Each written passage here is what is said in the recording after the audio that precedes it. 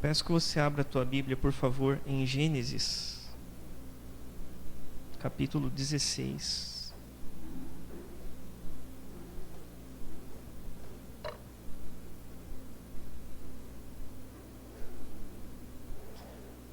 Gênesis, capítulo 16. Nós vamos ler quase todo o capítulo. Vamos ler do 1 ao 14. Apenas o 15 e o 16 que não. Gênesis capítulo 16, versículos, melhor dizendo, 1 ao 14. E eu quero pensar um pouquinho aqui com os irmãos hoje sobre o seguinte tema: decisões impensadas. Decisões impensadas. Então, para termos uma base bíblica, nós vamos ler Gênesis capítulo 16, versículos 1 ao 14.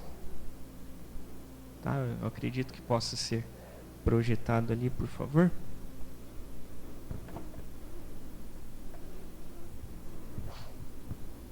Diz assim, então, a palavra de Deus está sendo projetada ali.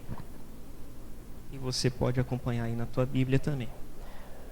Diz assim o texto: Ora, Sarai, mulher de Abrão, não lhe dava filhos.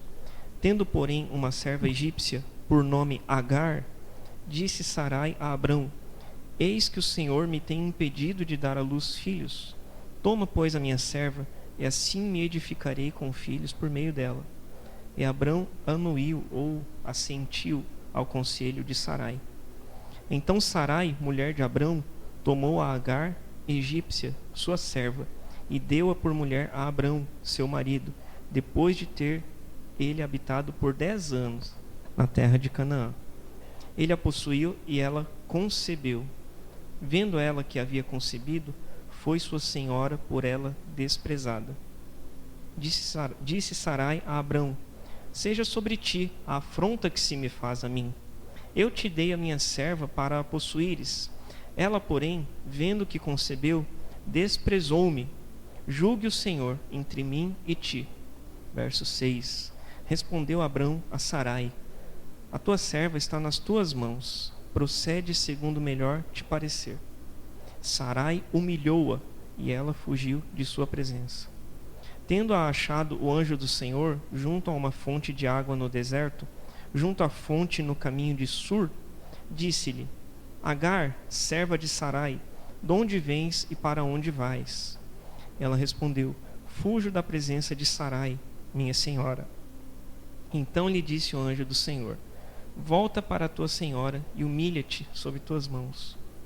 Disse-lhe mais o anjo do Senhor, versículo 10: Multiplicarei sobremodo a tua descendência, de maneira que, por numerosa, não será contada. Disse-lhe ainda o anjo do Senhor: Concebeste e darás à luz um filho, a quem chamarás Ismael, porque o Senhor te acudiu na tua aflição. Verso 12: Ele será, entre os homens, como um jumento selvagem. A sua mão será contra todos, e a mão de todos contra ele, e habitará fronteiro a todos os seus irmãos. Então ela invocou o nome do Senhor, que lhe falava. Tu és o Deus que vê. Pois disse ela: Não olhei eu neste lugar para aquele que me vê? Por isso, verso 14, por isso aquele poço se chama Beer-Lai-Roi, e está entre Cádiz e Bered. Vamos orar mais uma vez então em nome de Jesus. Senhor, nós te agradecemos pela tua palavra que está aqui diante de nós, e nós cremos que pela ação do teu Espírito Santo, essas palavras, essas letras impressas nestas folhas, elas adquirem um novo significado, porque elas são vivificadas quando o teu Espírito Santo age sobre elas. Elas deixam de ser meras palavras impressas e elas passam a ser palavras de vida para nós, Senhor, porque vem direto do Senhor, do teu trono, do teu coração para a nossa vida, Senhor. Nós te agradecemos por isso. E nós pedimos a este mesmo Espírito Santo que nos capacite agora a compreender o que o Senhor quer nos dizer com base nesta palavra, Senhor. Em nome de Jesus, que Que o Senhor tire, Senhor, em nome do Senhor Jesus, todo o nosso sono, toda a nossa distração, Senhor, todo pensamento voltado para os problemas que teremos na semana. Não, Senhor, que a nossa atenção se volte não para a minha pessoa, mas para a Tua palavra, porque ela sim é viva e eficaz. Em nome de Jesus, que o Senhor me ajude, Pai. Eu preciso do Senhor para comunicar essa palavra, que o Senhor me ajude, que o Senhor me cubra com o sangue de Jesus nesta hora, que o Senhor me capacite com o Teu Espírito Santo a proclamar esta palavra, Senhor, em nome de Jesus, que esta palavra que foi falada aqui, de ser forte e corajoso, seja real sobre cada um de nós que irá ouvir esta palavra e sobre a minha vida para comunicá-la também, Senhor. Em nome de Jesus, fala, porque cada um de nós, Teus servos, estamos aqui para sermos ministrados por Ti. Depois de ministrarmos ao Senhor com orações, com canções, nós precisamos ser ministrados pela Tua palavra. Então, faz desta forma, Senhor, para a Tua glória. É o que nós Te pedimos e Te agradecemos, Pai. Em nome de Jesus. Amém. Amém. Amém. Eu quero... a gente vai passar um pouquinho ali, novamente, sobre cada trecho, tá? Para pensar um pouquinho juntos. Mas é importante dizer ali no versículo 1, para nós iniciarmos, né? Nós vamos refletir um pouquinho sobre esse tema, né? Decisões impensadas, tá? E no versículo 1, vamos ler ali de novo, né? Nós já lemos, mas vamos ler para a gente recapitular ali, relembrar. Ora, Sarai, mulher de Abrão, não lhe dava filhos, porém ela tinha uma serva egípcia de nome Agar, né? Então é importante dizer que Deus aqui ainda não tinha mudado o nome deste casal, né? É no capítulo 17, no seguinte, que vai acontecer isso, né? Que ele vai passar de Abrão para Abraão e de Sarai para Sara. Então, eles não tinham tido essa transformação, essa mudança no seu nome pelo próprio Deus, né? Mas o fato é que aqui nessa ocasião a gente entende que Sarai, ela era estéril, né? Ela não podia ter filhos. O texto é muito claro em falar isso para nós. Sarai, mulher de Abrão, não lhe dava filhos. Ela era estéril, né? E a história de Abrão aqui começa em Gênesis 12. Ele tinha 75 anos quando o relato da história dele começa. E aqui, se não estou enganado, eu vi isso ontem, acabei esquecendo de anotar, mas eu acho que ele tinha 85, se não me engano, acho que anotei mais para frente. Mas o fato é que eles já tinham um tempo de matrimônio e ela sofria com esse problema da esterilidade, de não poder ter filhos. Então isso era uma grande dificuldade, uma grande angústia na vida dela, né? Isso era uma coisa que causava tristeza, que com certeza abriu feridas no coração dela, que com certeza também gerou certa dúvida sobre as promessas de Deus, porque Deus já havia prometido em Gênesis 12, quando ele fala com Abraão pela primeira vez no relato bíblico, ele fala assim: sai da tua parentela, da tua casa, da tua terra, para um lugar que eu vou te mostrar, e a tua descendência se multiplicará, né? Trocando em miúdos, é isso que o Senhor fala para Abrão. E veja,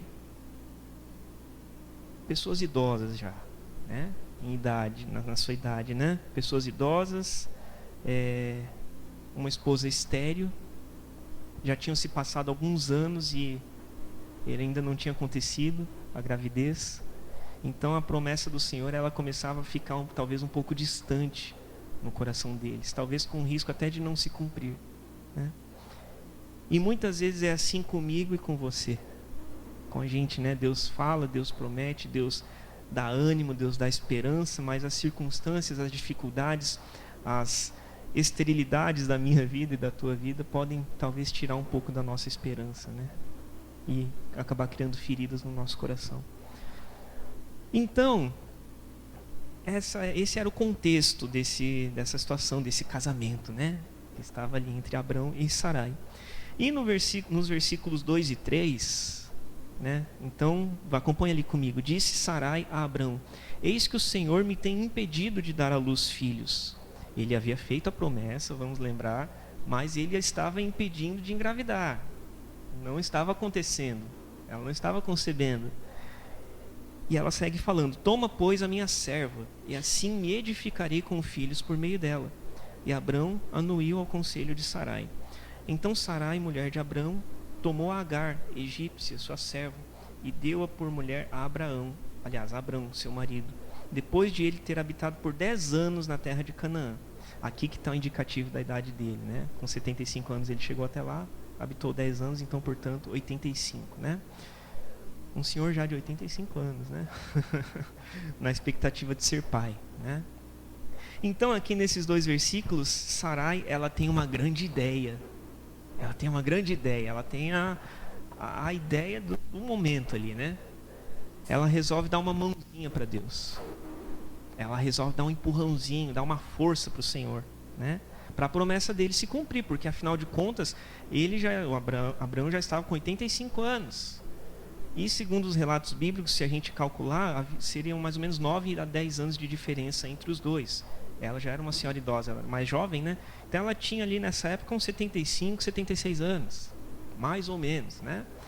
Então, a gente sabe que a idade para a mulher conceber é bem menos do que isso, né? Pelo próprio organismo.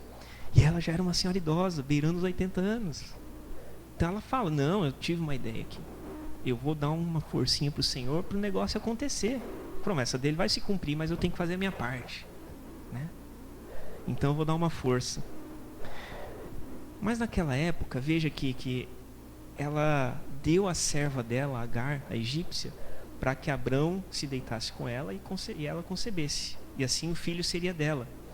E nessa época, uma serva era propriedade absoluta da sua senhora.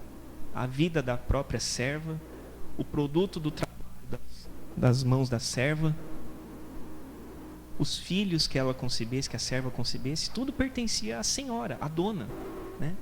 Então, nesse caso aqui, era algo comum que acontecia.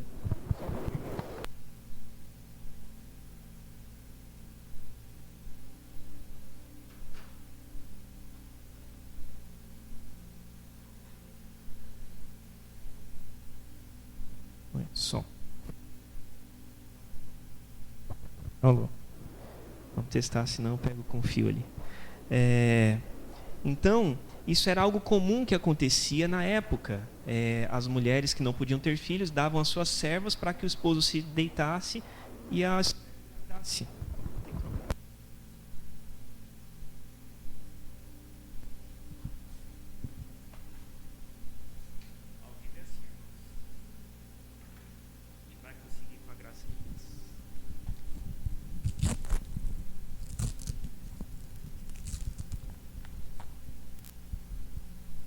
Som. Isso, muito bem. Então era algo comum. E nesse caso aqui, os filhos de Agar seriam de fato considerados como filhos de Sarai. Por isso que ela fala aquilo no versículo 2, né? Assim me edificarei com filhos por meio dela. E Abraão anuiu ao conselho de Sarai, ele aceitou, né? E eu acredito que ele talvez tenha pensado, né, sobre a proposta ali, sobre a grande ideia, né, de Sarai. Nós não sabemos o quanto ele pensou, né? O texto não nos fala isso. Mas certamente era uma situação em que ele se encontrava também pressionado pela situação, pela angústia do próprio coração dele e também pela esposa naquela hora. Ela falou, ó, toma aqui a minha serva e a gente precisa engravidar. O negócio precisa acontecer, a promessa de Deus precisa se cumprir, então vamos dar um empurrãozinho. Tinha uma pressão ali sobre aquela situação, né? E ele acaba então, enfim, né, aceitando essa proposta.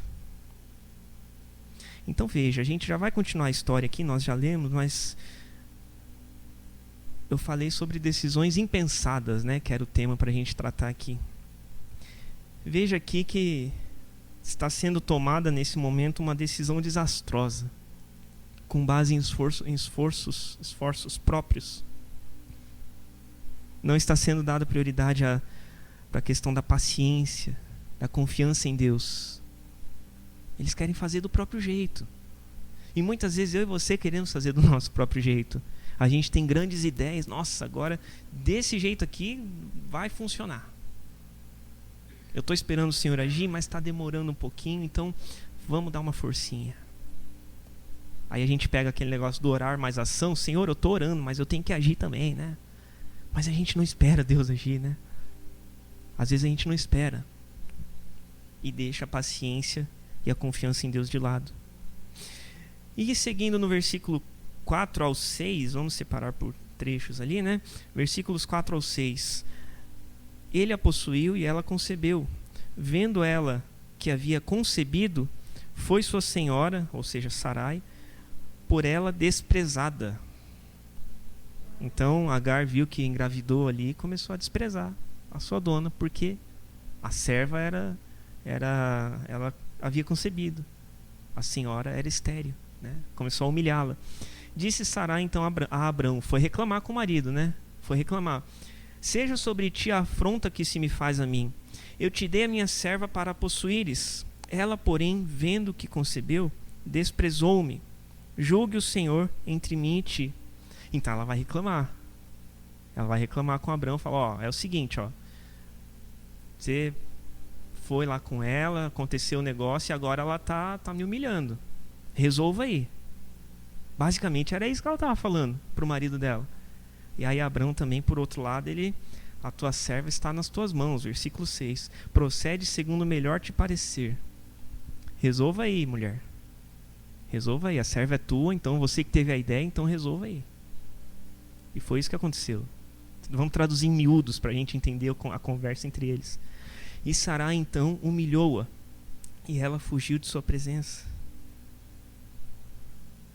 Então veja, Sarai, eu acho que nesse caso aqui a gente está tratando de uma situação matrimonial, né? Eu penso que nesse caso os dois têm a sua parcela de responsabilidade, sem dúvida, né? Mas veja, Sarai, ela vai reclamar com Abrão sobre uma ideia que ela mesma tinha tido. Veja que coisa, né? Eu tive a ideia, mas você é o marido, então resolva aí. E ele, por outro lado, não se posiciona como marido. Não se posiciona. Resolva aí. A serva é tua. Você teve a ideia, a serva é tua, resolva, conversa com ela aí, faz o que você achar melhor. Então veja como a gente age assim. Muitas vezes a gente tem essas grandes ideias, tenta dar um empurrãozinho para Deus e depois fica querendo terceirizar a responsabilidade da nossa decisão impensada. Muitas vezes é isso que a gente faz, é isso que eu e você fazemos. Veja a dor de cabeça que é gerada aqui em uma decisão tomada em meio ao desespero, em meio a uma situação de impulsividade, no desespero, na angústia. Já ouvi muito falar assim que a gente não deve tomar decisão quando a gente estiver estressado, cansado, né? Mais ou menos assim, né? Nesse sentido, porque a gente não vai pensar direito. A gente não vai pensar direito. Claro que tem decisões que são emergenciais, tem que ser na hora. Mas uma coisa que a gente precisa refletir, pensar a respeito, a gente não pode tomar em momentos na pressa, de forma impensada, impulsiva. Não pode. Olha a dor de cabeça que deu aqui. Eles estavam bem, eles estavam vivendo há 10 anos ali na terra que o Senhor mandou que eles fossem. E aí, por conta que eles acharam que estava demorando demais, não, vamos fazer do nosso jeito aqui. Olha a dor de cabeça que deu. Deu uma crise no casamento, colocou outra pessoa. Apesar de ser costume deles. E aí fala que quando Sarai humilha a Agar, a serva foge da sua presença. Final do versículo 6, ela vai embora, carregando o filho de Abrão na sua barriga. Olha que crise familiar que gera aqui, por causa de uma decisão impulsiva, de uma decisão sem pensar direito, no desespero, na pressa. Mas veja como, apesar de nós, isso, eu acho isso muito, muito lindo, assim, mas é um sinal de muita misericórdia de Deus sobre nós, porque Ele transforma as situações, mesmo de pecado, de erro, Ele transforma em bênção de alguma forma. Não quer dizer que não haverão consequências, não é isso. A consequência, ela acontece, mas Deus, Ele não perde o controle das coisas. Ele acaba por transformar, mesmo o resultante do nosso pecado, de certa forma, em bênção. E nós vamos ver isso aqui, de alguma maneira, relatado no texto. Segue lá comigo, versículos 7 e 8, por favor. Tendo achado, quando Agar foge, né? Tendo achado o anjo do Senhor junto a uma fonte de água no deserto, junto à fonte no caminho de Sur, disse-lhe: Agar, serva de Sarai, de onde vens e para onde vais? Ela respondeu: Fujo da presença de Sarai, minha senhora. Então veja que significativo esse momento, né? Sarai, ela se encontra com o anjo do Senhor e ela ouve a voz desse anjo, a mensagem de Deus para ela. Veja que ela se encontra, o anjo a encontra, né? Enfim, há aquele encontro ali em uma fonte no deserto, né? Versículo 7. Tendo achado o anjo do Senhor junto a uma fonte de água no deserto, junto à fonte no caminho de Sur. E aí eles começam um diálogo, né? Em meio aos desertos que nós passamos, assim como Agar estava transitando aqui naquele deserto, e ela encontrou uma fonte, mesmo em meio a situações difíceis, o Senhor dá esses refrigérios para nós, o Senhor dá esses momentos de esperança para nós, esses momentos de renovo, de esperança. Ela encontrou uma fonte no meio do deserto. Não nos diz quanto tempo ela passou andando, passou viajando, quantos dias, quantas semanas, enfim, não nos fala isso. Mas o fato é que ela estava ali no meio do deserto e encontra uma fonte. Um sinal de esperança para a situação dela. Mas aqui a gente tem que entender que não se resume apenas a encontrar água no deserto. Não é apenas isso, depois de uma longa viagem. Mas é sobre a provisão de Deus em situações que nos parecem impossíveis. A gente tem que entender isso. E então começa a conversa entre eles ali, né? Ela fala que está fugindo da sua senhora, né? E o anjo então começa a ministrá-la, né? A partir do versículo 9 até o 12. E acompanha ali comigo o verso 9. Então lhe disse o anjo do Senhor: Volta para a tua senhora e humilha-te sob tuas mãos. Aqui o anjo ele tem 3 momentos de fala para Sarai. Versículo 9 primeiro, daí o 10 e daí o 11 e o 12. Né? Tem 3 falas. Vou ler de novo, versículo 9. Disse-lhe o anjo: Volta para a tua senhora e humilha-te sob suas mãos. Poxa, mas ela estava sendo humilhada, né? Ela acabou entrando ali naquela circunstância. Eu acho que ela não teve muita escolha no meio dessa situação, porque ela era uma escrava. A escrava, como eu falei há pouco, ela era propriedade absoluta da sua senhora, da sua dona. Ela tinha que fazer o que lhe era mandado. Então a sua dona deu para que ela se deitasse com o esposo. Ela tinha que fazer. É o que ela foi mandada. Então ela, de certa forma, ela acabou entrando nessa circunstância no meio desse matrimônio ali, com a anuência da sua própria dona, da esposa, né? Mas e ela começa a ser humilhada e não aguenta aquilo, e ela foge, mas o anjo fala: volte para a tua senhora e humilha-te sob as mãos dela. Irmãos, submissão é algo necessário para que as promessas de Deus se realizem. Presta atenção, submissão é algo necessário, não é opcional. É necessário, é pré-requisito para que as promessas de Deus se cumpram. Porque Deus detesta rebeldia. Deus detesta insubordinação. Há um texto que é Samuel, né, se estou bem lembrado, em que o profeta fala para Saul que a rebeldia é como o pecado da feitiçaria. É como nós adorarmos a deuses estranhos que não tem nada a ver com o Senhor. Rebeldia é isso. A submissão é necessária para que as promessas de Deus se concretizem. Aí versículo 10, segundo momento de fala do anjo para Agar. Disse-lhe mais o anjo do Senhor: multiplicarei sobremodo a tua descendência, de maneira que, por numerosa, não será contada.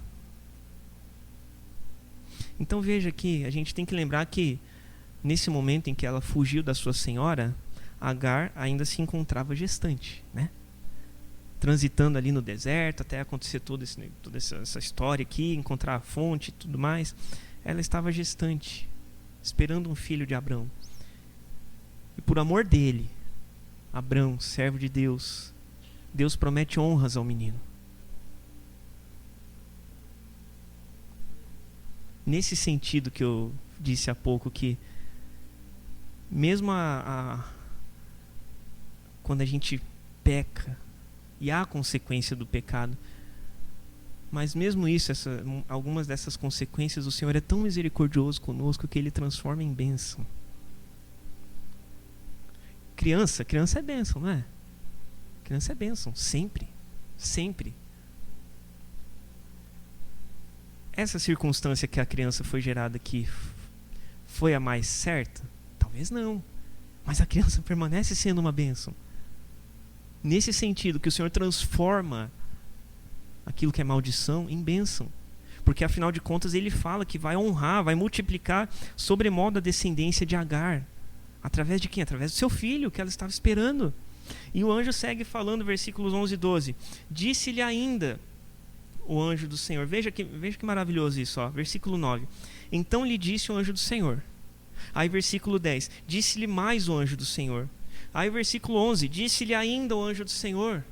Olha quantas promessas o Senhor faz para Agar, para a descendência dela. E no versículo 11 ele fala: concebeste, você engravidou, e darás à luz um filho, a quem chamarás Ismael, porque o Senhor te acudiu na tua aflição.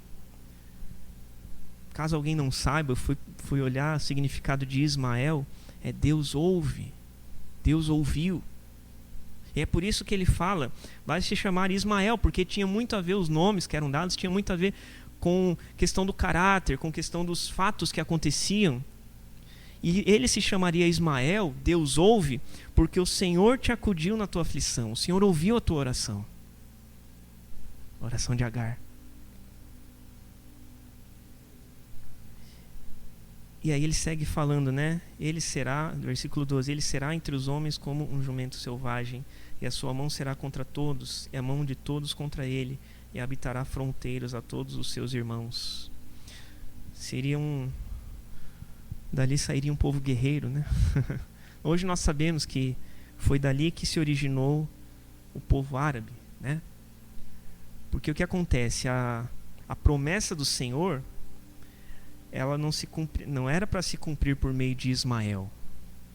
Era por meio do filho da promessa, dentro do matrimônio, ou seja, através de Isaac, que nasce depois de Ismael. Isaac é o filho da promessa, concebido dentro do matrimônio.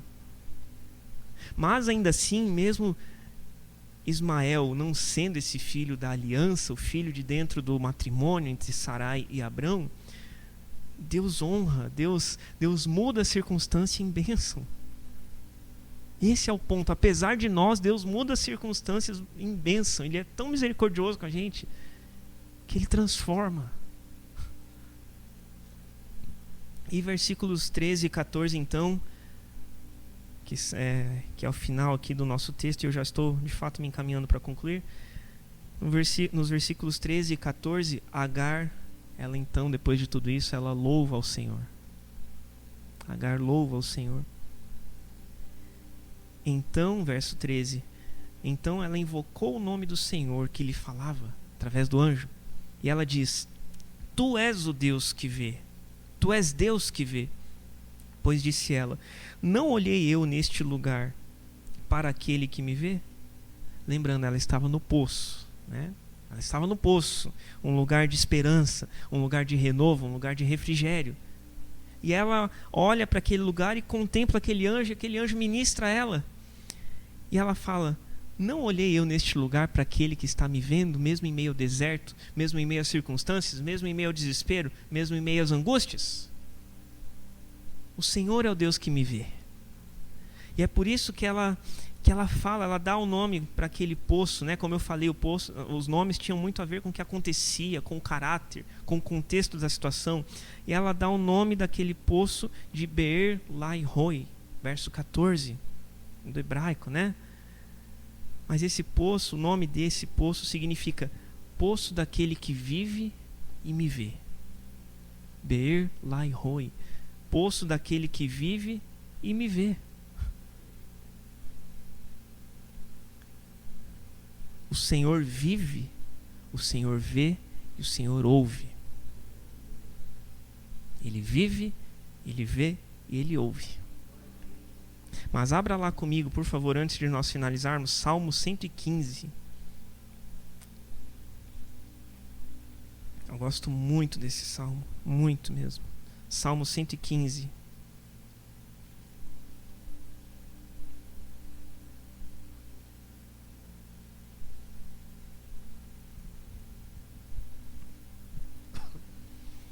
Salmo 115, versículos 4 ao 9. Salmo 115, versos 4 ao 9. O salmista segue falando dos deuses das nações estranhas. E ele fala o seguinte, Salmo 115, versículos 4 ao 9. Prata e ouro são os ídolos deles, das outras nações, obra das mãos de homens. Tem boca e não falam, tem olhos e não veem, tem ouvidos e não ouvem, tem nariz e não cheiram, suas mãos não apalpam, seus pés não andam, som nenhum lhes sai da garganta. Tornem-se semelhantes a eles, os que os fazem, e quantos neles confiam. Finalmente, verso 9. Israel confia no Senhor. Ele é o seu amparo e o seu escudo, ou então o seu socorro, o seu auxílio e o seu escudo.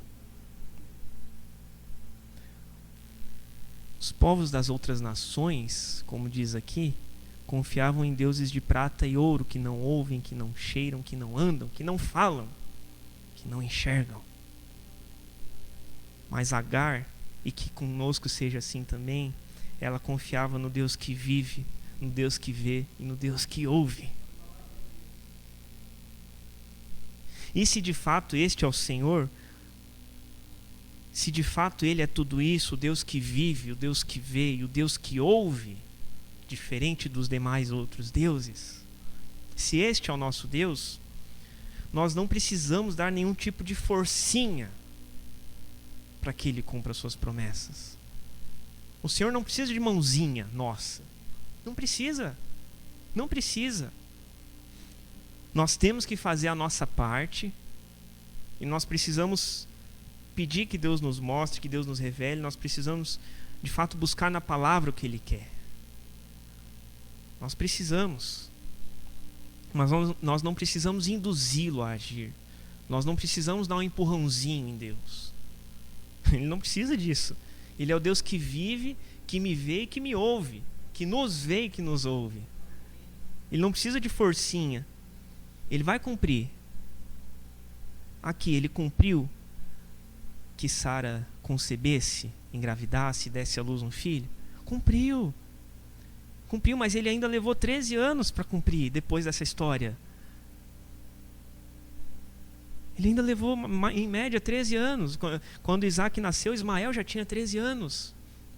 Então não é do jeito que a gente quer, não é do jeito que eles queriam, não foi no tempo deles. Eles quiseram antecipar 13 anos, olha a dor de cabeça que deu, uma decisão impensada. E muitas vezes não é dessa forma que a gente tem que agir também. Não é no nosso tempo, não é do nosso jeito. É no tempo de Deus, é do jeito de Deus. Porque afinal de contas não podemos esquecer, e eu quero encerrar com essa fala de fato, que Ele é o Deus que vive, que ouve as nossas súplicas, ouve as nossas angústias, contempla as nossas angústias, vê o nosso desespero. E esse é o Senhor. Então, nós precisamos exercer confiança e paciência nele. Amém? Amém. Vamos orar então, em nome de Jesus. Pai, nós te agradecemos, Senhor, porque nós cremos que esta palavra hoje, ela vem ao encontro do meu coração e do coração dos meus irmãos, para nos edificar, para nos acalentar, para aquietar o nosso coração, para nos dar um descanso, Senhor, para nos renovar a esperança, Senhor, mas também para nos alertar, Senhor, para que nós não façamos as coisas de forma impensada, para que a gente não tome decisões em meio aos desesperos, às angústias que muitas vezes nos assolam, Senhor. Esta palavra é para que nós possamos exercer a confiança, a paciência no Senhor, de que o Senhor cumpre a seu tempo e a seu modo todas as coisas. Nós cremos que nenhuma das tuas promessas, Senhor, ela vai deixar de se cumprir, mas talvez ela não se cumpra da forma como gostaríamos, no tempo, no prazo que gostaríamos, Senhor. Então que o Senhor nos ajude, Pai, a confiar, a ter paciência, Senhor, a esperar a ação do Senhor, sem também deixar o que é da nossa parte, Pai. Precisamos fazer isso, mas precisamos fazer o que é da nossa parte, não da parte do Senhor. Eu gosto sempre de orar com os meus irmãos, Pai. Aquilo que é da nossa parte, nós procuramos fazer o melhor, Senhor. Mas aquilo que nós não podemos fazer, nós deixamos nas Tuas mãos. Nós precisamos deixar nas Tuas mãos. E que o Senhor nos ajude nisso, Senhor. Não permita que venhamos a tomar decisões impensadas, decisões com base no desespero, no momento. Mas nos ajuda a buscar em Ti, Senhor, o que nós precisamos fazer e o que nós precisamos deixar de fazer, Senhor. Em nome de Jesus e para a Tua glória, nós oramos e agradecemos, Senhor. Amém, amém, amém. Glórias a Deus. Amém.